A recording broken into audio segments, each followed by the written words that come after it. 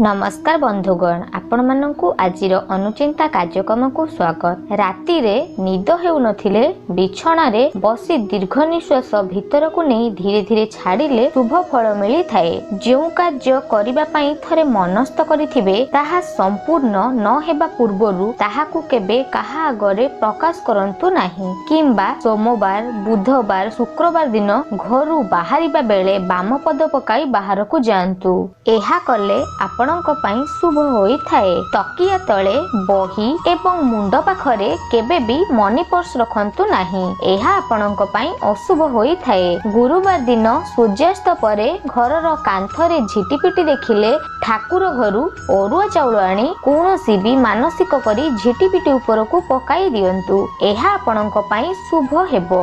वास्तु प्रतिकार पई बाड़ी एका चेर शनिवार दिन निज पाखरे रखंतु। कोला घोड़ार नालरे मुदी तैयारी करी पिंधंतु और अन्य मानंकु खाइबाकू दियंतु एवं ओम नी गायत्री नमो एई नमो को मध्य जप करंतु। घरर मुख्य द्वारर सम्मुखरे कंटा गछ थिबा गछ, भंगा चौकी, भंगा खट, भांगी जाइथिबा जिनिसकू केबे रखंतु नाही। एहा आपणक पई खराब होई थाए। रात्रि रे निद आसु नथिले गोटिए तेजपत्र को पंक निद्रा देवी कही मुंड पाखरे बुलाई आनिले शुभ फल मिली थाए। माटी रे तैयारी पारा, कोइली, सुआ मूर्ति को उत्तर पूर्व कोण रे रखंतु।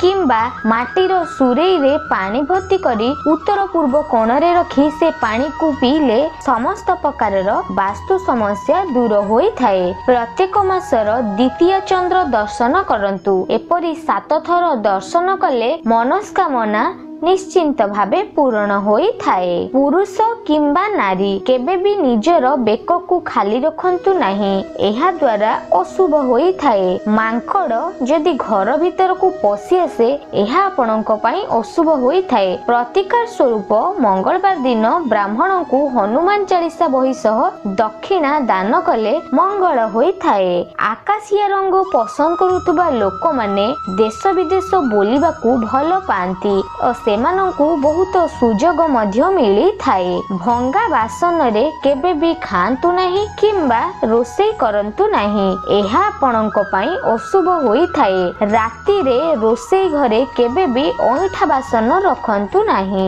एहा आपणक पई अशुभ होई थाए। रोषेई घरे केबे भी औषध एवं पूजा सामग्री रखंतु नहीं। एहा मंगलदायक होई थाए। घरर उत्तर पूर्व कोण रे काच पात्र रे लूण रखिले शुभ होई थाए और आर्थिक समस्या सबु मध्य दूर होई थाए। घर भितरे महादेवंकर परिवार सहित फोटो रखिले पिला माने आज्ञाकारी होई थांती। एहा कले मंगल होई थाए। पैसा रखुतबा स्थान रे किंबा आलमारी रे स्वस्तिक चिन्ह आंकिले शुभ होई थाए एवं आर्थिक समस्या केबे देखा देई न थाए। घरर पैसा रखुतबा आलमारी घरर दक्षिण कोण रे रखिले अत्यंत शुभ होई थाए। घरर गाधुआ घर किंबा पाइखाना घरर कबाट सबु बेले बंद रखिबा उचित। एहा कले मंगल होई थाए।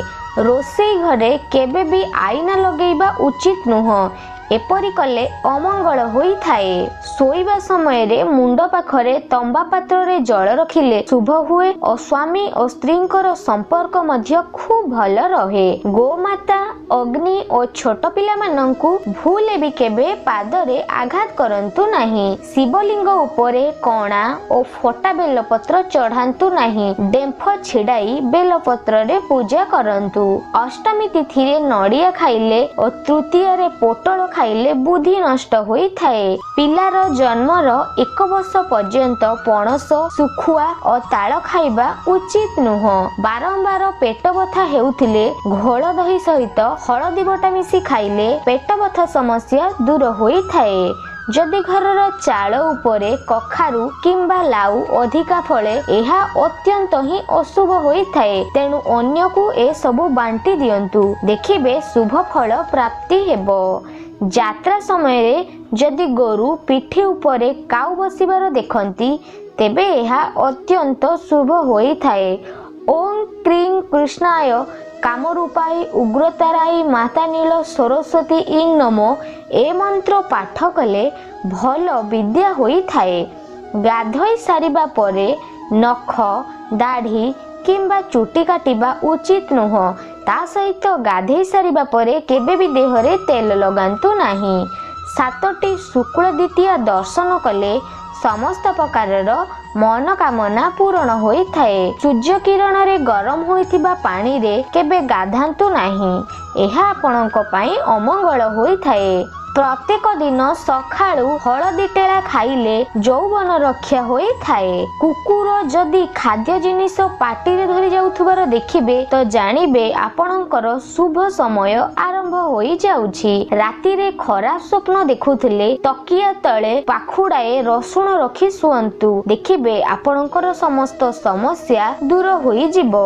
खाई सारिबा परे सांगे सांगे सुअंतु नाही। अल्प चलाचली करी सोइले एहा आपण मंगल होई थाए। राति रे निद न हेउथुले पियाज खांतु ओ पादरे सोरिष तेल मालिश करंतु। देखिबे भल निद हेबो। पेट गैस समस्या थिले मूला रस सह मूलार रस को प्रत्येक दिन अध कप लेखाए 15 दिन पर्यंत खांतु। पेटर गैस समस्यार समाधान होई जिवो। रोसेई घरर छात उपरे केबे भी पानी टांकी रखंतु नाही एवं रोसेई घरर लाल रंग लाल करंतु। देखिबे शुभ फल प्राप्ति हेबो। मंदिरर प्रांगण रे किंबा ठाकुर रहुतबा स्थान रे तास पसा किंबा लड्डू खेलिले निज परिवार रही मंगल अमंगल होई थाए। घर उपरे जदि कोइली बसे किंबा घर पाखरे कोइली राबे तेबे एहा अत्यंत शुभ होई थाए। सूर्योदय समय रे जदि काऊ उत्तर किंबा दक्षिण दिग को राबे तेबे एहा सुसंवाद मिलिबार सूचना देई थाए।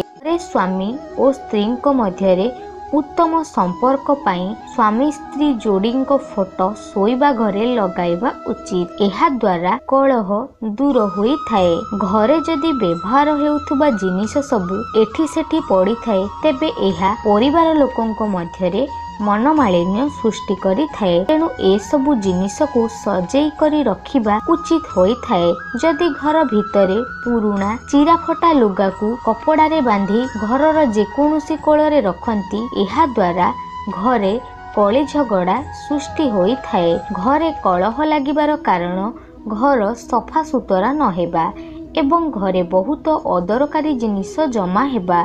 तेणु तुरंत ए सबु जिनिस को घरु बाहर करी दियंतु। परिवार रे कलह लागिबार सबुठु बड़ कारण हेला घर भितरे जोता चप्पल रखिबा। जोता चप्पल ओलटा किपरि न पड़िबो सेथि प्रति मध्य सबु बेले ध्यान देबे। आशा करूची फ्रेंड्स आजिर ही वीडियो आपण माननकु भल लागिथिबो। वीडियो भल लागिथिले लाइक करंतु, चैनल को सब्सक्राइब मध्य करंतु। आपणक दिन शुभमय हेउ।